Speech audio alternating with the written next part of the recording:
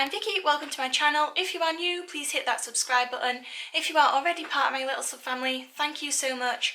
So today I'm going to be making something. I'm going to be making a Poppy Wreath for Remembrance Day. So I'm just going to head to the future mother-in-law's because she's got a little craft room and I'm going to raid her supplies and see what she's got. So I'm now in Michelle's craft room. She has her own little independent business, so she's got loads of craft stuff, and I'm just going to show you what I've found and put together and the bits that Michelle has also created for us.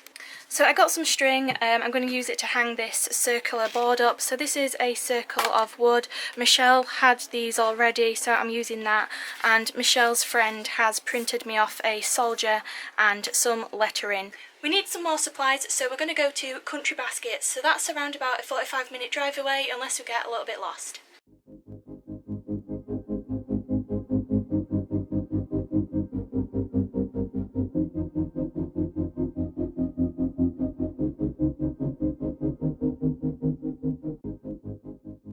Hello again, it's many weeks after the trip to Country Baskets now. We ended up buying some artificial ivy, some green mesh fabric and the artificial poppies. We got lots of them. So that's what we picked up from Country Baskets to complete this project. This isn't how I would have liked to film it, but on the day of making the wreath, myself and Michelle were both full of cold and it was pretty difficult to talk, and I didn't want to put you guys through listening to all that bummed upness. So I'm going with this format. So this is the design of the wreath that I had in mind, which is why we went and got those certain supplies, where it's got like the green material around it in like a tulle effect with your poppies on it as well. So that was the original design. So let's get on with making this wreath.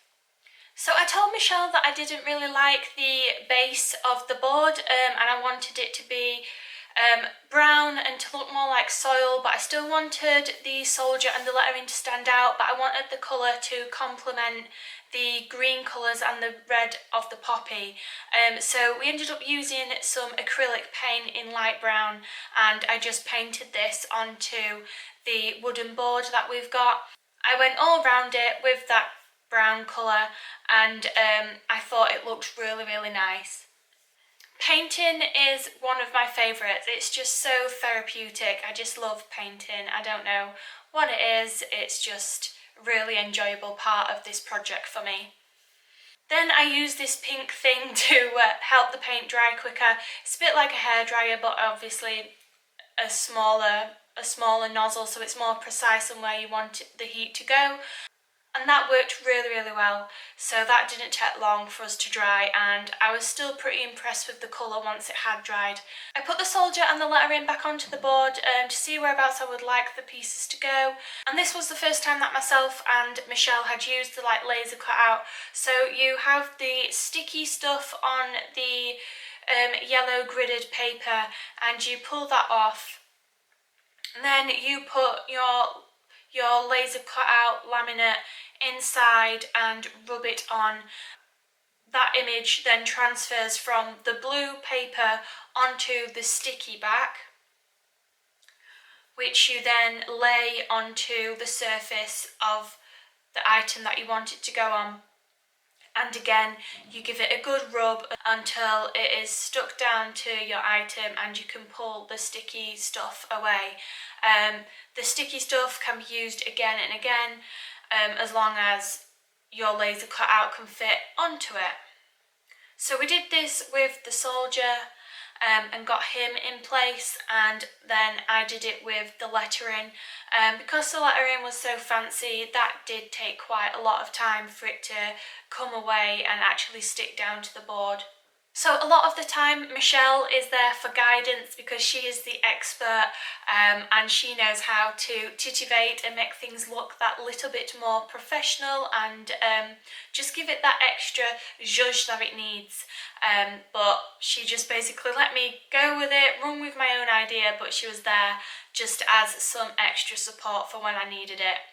And also the good thing about doing this with my future mother-in-law is that it gives us a good opportunity to have like a good chat and spend quite a bit of time with one another. So I find it enjoyable because I'm spending time with her, and I hope she does the other way too. So I eventually got the lettering to stick down, and then that part of the project was complete. The next part was to move on to having the green mesh fabric around the sides of the wooden board. So we had tried to roll this fabric, we had tried to make it do the swirls like the image that I showed you, but we just could not figure that out. So in the end I decided that I was going to put the green fabric around, have like a bit of a lip, and to push the ivy stems inside it. So that is where we went with that. So I cut out some strips of the green material and started gluing these down. I'm folding them over to make the fabric thicker and less see-through, and I put these strips all the way around the wooden board. Halfway through this, I realised that it was starting to look really messy and I wasn't happy with the overall effect. But you learn and you try these things. If I were to make this again, I would skip that step. I wouldn't bother with it. It was not useful. So then Michelle laid the ivy on top and we'd cut it up so that I had individual leaves. And we just put them in any direction just to see what it was going to be like layered over the top of this, layered over the top of that material. And I really liked the look of it, so that's what we went with, placing the ivy leaves on individually in any direction, covering up the green underneath, and going all the way around the board. This took a bit of time to do, but again, I found it really enjoyable. It was nice. It was like a bit of a jigsaw puzzle, trying to fill in the gaps, trying to use different size leaves, making sure that it wasn't too symmetrical and too perfect, but looked like real ivy that just goes and grows in any direction. So once I'd got the ivy all the way around the board, we had cut the head of the poppies off the stems, and we were just playing around trying to figure out where we were going to place things and what we were going to add. So that is what I'm doing in this clip here, before actually gluing them down. I just used a glue gun throughout all this to glue any of the parts down, and it seems to have worked really well. And I am back on the big screen because me and Michelle were chatting and we literally had no idea what we were going to do with this project. We were just winging it. My camera ended up dying, the battery was exhausted, so I couldn't film any more footage. So the last bit that you saw was me arranging the poppies on, and then I went on to using the glue gun to put those in place.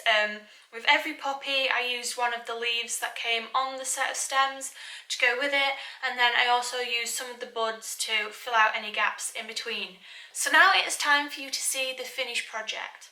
I will say it's not central and symmetrical, but it is the first time that we have made one of these, so when I come to do another one, hopefully it is much better. But as a first attempt, I'm really happy with it. We also used some string and just used a glue gun to hold it in place in the back there. This is the wreath. Like I say, it's not perfect. There's a few imperfections, but I am really happy with it overall. So this is the first time that I've done something like this. I hope I explained it pretty well. If I didn't, then I hope you could see what we were doing.